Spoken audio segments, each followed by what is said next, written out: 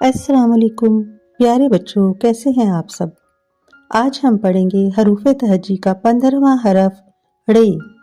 उर्दू में रे से कोई लफ्ज़ नहीं बनता, लेकिन कुछ अल्फाज में इसका इस्तेमाल होता है।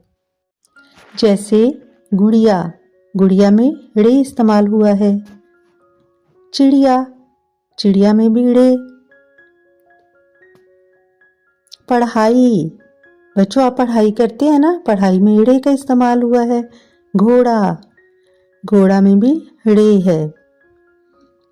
लकड़ी, लकड़ी में भी रे आता है। लकड़हारा, लकड़हारा में भी रे आता है।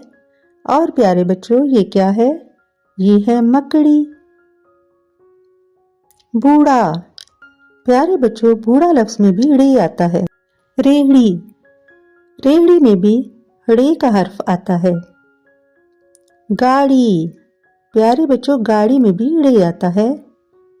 कुल्हाड़ी, कुल्हाड़ी। पहाड़, पहाड़ का आखिरी हर्फ भी रे है। प्यारे बच्चों मिलते हैं अगली वीडियो के साथ। अपना ख्याल रखिए। अल्लाह हाफिज।